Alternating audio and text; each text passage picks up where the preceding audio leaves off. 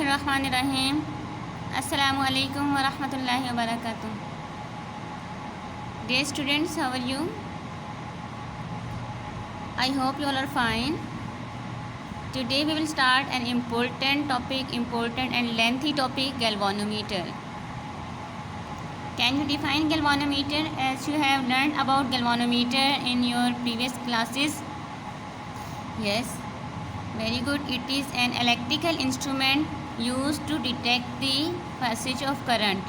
With suitable modification, it is changed into ammeter, voltmeter and ohm meter. Ammeter is an electrical instrument used to measure current, while voltmeter is used to measure potential difference and ohm meter is used to measure resistance in ohm. As we have learned in last lecture, when current is passing through a conductor in the presence of a magnetic field, the conductor experiences a force. Same case is here in this topic. So the working principle of this galvanometer depends upon the fact that when a conductor is placed, any material through which electricity can pass easily, is placed in a magnetic field, so it will experiences a force, okay, and this force remains here experienced by the conductor as long as the current passes through that conductor. So due to this force, a torque, we have discussed in topic 14.9 about torque. The turning effect is known as torque. So due to this force, a torque acts upon the conductor if it is in the form of a coil or a loop. Just like in last lecture we have discussed this diagram. If the conductor is in the form of a coil, there is a rectangular coil or a loop, okay.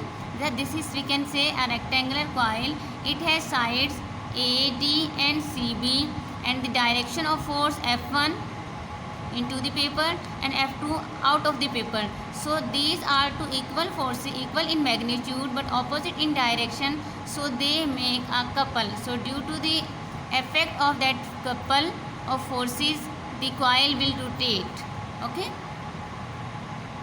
So the torque produced is equal to N, this is a number of turns in the coil, I is a current passing through it, B is the magnetic field in which the coil is placed, such that its plane makes an angle alpha with the direction of B. A is area of the coil and cos alpha is the angle between magnetic field B and the conductor.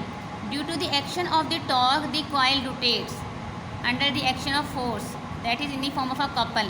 So tau is equal to NIBA cos alpha. As we have proved this formula in last topic, tau is equal to IBA cos alpha. Now there is addition of N just represent number of turns of the coil, okay. If there are not a single coil, single loop, there are number of turns of the coil, like in the form of a transformer.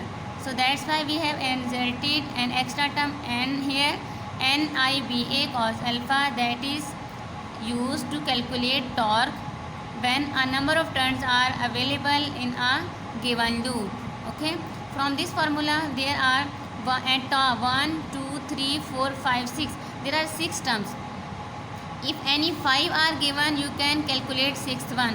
So it means from this formula you can calculate torque. If remaining 5 terms are given, you can calculate number of turns, and if rest of the terms are given, you can also calculate amount of current, magnetic field, area and angle alpha, okay. If out of these 6 any 5 terms are given, then you can calculate the 6th one. So now be attentive, girls. This is the connection, this is the construction of all connections of a moving coil galvanometer. A rectangular coil C, this one is rectangular coil C, this one is suspended between a concave shaped poles, north pole and south pole.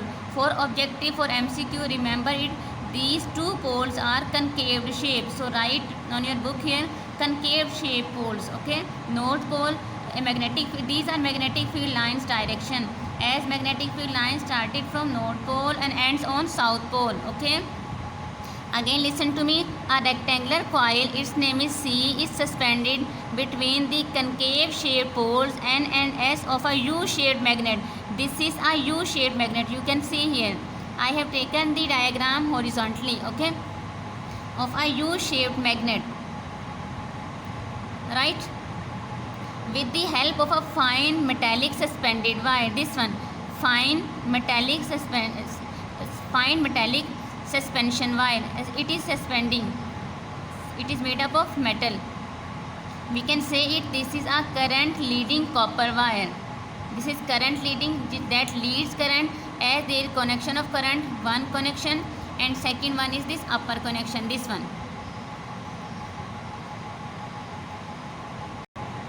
And always remember, this rectangular coil is made of enameled copper wire, and after that this wire is this rectangular, it is wound on a frame of non-magnetic material like there is a cylinder. This suspension wire F is also used as one current lead to the coil. Suspension wire F, this is used as a leading current. The other terminal of the coil is connected to loosely wound spiral E. First connection, first end of the connection of the current, second end, right? The other terminal of the coil is connected to a loosely wound, this one is loosely wound spiral E, spring like E, which serves as the second current lead. First current lead, second current lead. Okay. A soft iron cylinder D, this one, a soft iron cylinder D is placed inside of the coil to make the field radial and stronger near the coil, to make the field radial and stronger near the field, okay, near the coil, as shown in this figure, in the form of a radial, to make the field strong. Okay, when a current is passed, now current, there are two connections of current.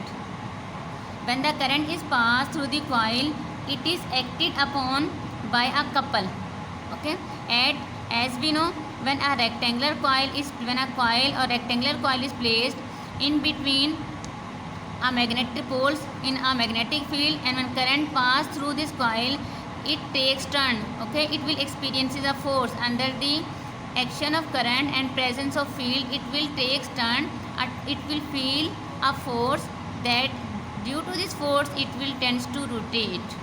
So it means now torque is produced in this coil.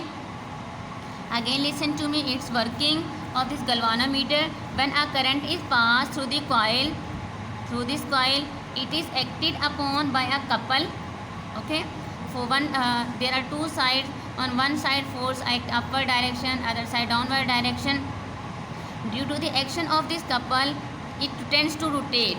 This couple is known as deflecting couple. This is the definition of deflecting couple. Under the action of current in the presence of magnetic field, the torque tends, the rectangular coil tends to rotate, and this is known as, this couple is known as, due to which this coil rotate, is known as deflecting couple, and is given by NIBA cos alpha. And this deflecting couple is, its formula is NIBA cos alpha, as we have read in start. Deflecting couple tau is equal to this one, NIBA cos alpha. And when the angle between magnetic field B and the conductor, this alpha angle is 0 degree. When they are parallel, it is possible. When the field is radial, okay, then the torque deflecting couple value is maximum. Cos alpha, alpha is 0 and cos 0 1. Deflecting couple is equal to NIBA. Cos alpha, cos 0 gives 1, that is maximum value of cos. So deflecting couple value NIBA, that is maximum. And always remember, as the coil turns under the action of deflecting couple, the suspension wire is twisted, which gives rise to a torsional couple, is twist and untwist, okay, due to this spiral wire. Under the action of this spiral wire, in one time twisted, and it tends to untwist, okay, it is twisted, which gives to rise a torsional couple. A highlight is, it tends to untwist due to spiral wire, as like every action has a reaction. It tends to untwist the suspension and restore the coil to its original position. This couple is known as restoring couple. This one is, first twisted couple is known as torsional couple, and when it untwists, it is known as a restoring couple, which brings again the coil in its original position, known as restoring couple. The restoring couple of the suspension wire is always proportional to the angle of deflection theta. So that's why restoring torque is equal directly proportional to theta and is equal to c theta, where c is constant of the suspension wire is known as torsional couple and is defined as couple for untwist. Important MCQ. These two paragraphs are very important, and this complete topic is important, very much important as a long question, right? After that, under the effect of these two couples, coil comes to rest. Twist and untwist. Under the action of these two couples, the coil first twist then untwist. So under these two actions, the coil comes to rest when deflecting torque is equal to restoring torque. NIBA is equal to c theta. So we will calculate the value of current. I is equal to c over BAN theta, where c or BAN are constant and I is directly proportional to theta. Okay. Thus the current passing through the coil is directly proportional to the angle of deflection, that is theta. Very important MCQ. So today we will learn till equation 14.17, and tomorrow inshallah in next lecture we will continue remaining part of this topic. These are applications of galvanometer of this topic, where the galvanometer is used. Okay. फ़ी अमानिल्लाह। अस्सलामु अलैकुम व रहमतुल्लाहि व बरकातुहू।